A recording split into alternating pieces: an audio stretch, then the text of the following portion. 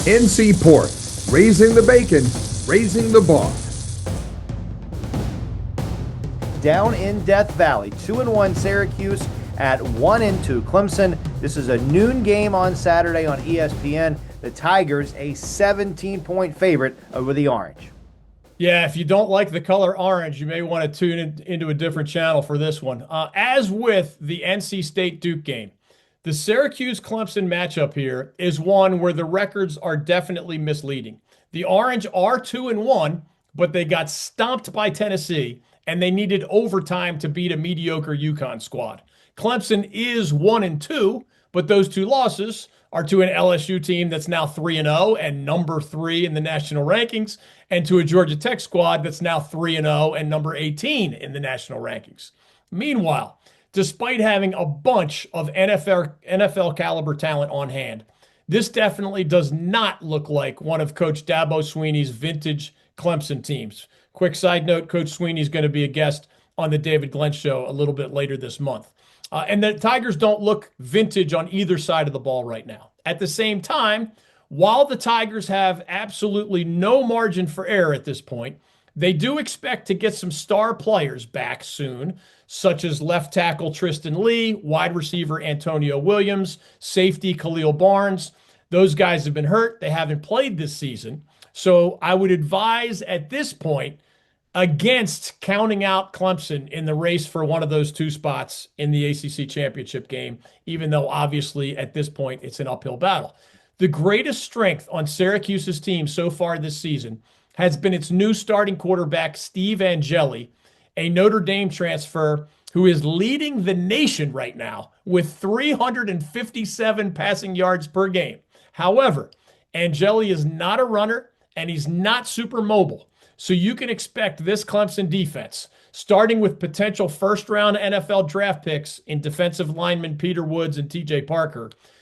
My guess is they'll be all over Angeli from the starting snap, or at least try. The Orange could not run the ball against either Tennessee or UConn. And if that trend continues, it will be virtually impossible for the Syracuse line to keep the pressure off of Angeli, who's already been sacked 8 times this season. When Clemson has the ball, the Tigers will be going against a more vulnerable defense than the Tigers saw in their losses to LSU and Georgia Tech, when they managed only a combined 31 points in those two games. Even in their win over Troy, the Tigers scored only 27 points. This is Clemson's third year under its high-profile offensive coordinator, Garrett Riley, brother of Southern Cal head coach Lincoln Riley. Garrett joined the Tigers right after directing TCU's prolific offense during the Horned Frogs' 13-2 season that ended in the 2022 national championship game. It would help a lot to get Lee back at left tackle, Williams back at wide receiver, and maybe that'll happen. But in the meantime, senior QB Cade Klubnik just needs to be a lot better. The converted receiver Adam Randall and others have to be better at tailback. Someone needs to step forward at tight end for the Tigers, who have had dangerous players in other years at that position. And someone besides Bryant Wesco Jr. needs to step up at wide receiver. I think many of those things will happen for Clemson, and I expect it to start this week against Syracuse. You talk about a program right now that's feeling a little bit of heat. Old Dabo's high noon showdown with the Orange from up north is not the biggest battle that he's fighting this week. They have a lot of political upheaval on the Clemson campus, but it's causing a lot of angst and vitriol around the Tigers program. And right now they have 2 early losses. What is the mindset right now of Dabo Swinney, who is not an X's and O's guy? He is an organizational guy, he's a motivational guy, but he really depends on his coordinators to set those strategies. If you're Dabo, Brew, how are you approaching this game and trying to do a hard reset on the 2025 season and find maybe somebody that can reach Cade Klubnik? Because that guy was a Heisman contender, at least on paper, going into this 2025 season, and he's played like anything but thus far. Dabo's got to be very, very careful right now with his words, with how he verbalizes exactly what this program is and the place it's at.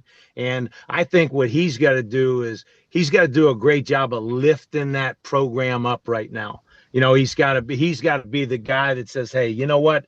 We've lost a couple of games. We've lost a couple, you know, and but I'm gonna tell you what, we're a good football team. And you're dead on right, Mike. The biggest guy that he's got to reach is Klubnik. He's got to carve that offense, get that offense in a place where he can get this guy some success. He's got to get this guy some success. He's got to be able to create some throws, some explosive plays. They're just not getting enough explosive plays right now out of Klubnik and the whole, you know, in the offensive football team. But I think that they're a very, very fragile football team right now from a psychological standpoint. You know, and this thing could go bad the other way. But I think, you know, Dabo's a veteran, experienced coach. He knows what winning's supposed to look like. He knows what winning preparation looks like. And right now, the psychological piece, that's where Dabo's got to be at his best right now. This has been Bold North State Football Daily, an exclusive presentation of the North Carolina Sports Network. Make sure you follow us on social media at the NC Sportsnet, and check out our website that is wall-to-wall coverage of North Carolina sports at ncsportsnetwork.com. Our foundational partner is the North Carolina Pork Council, raising the bacon, raising the bar.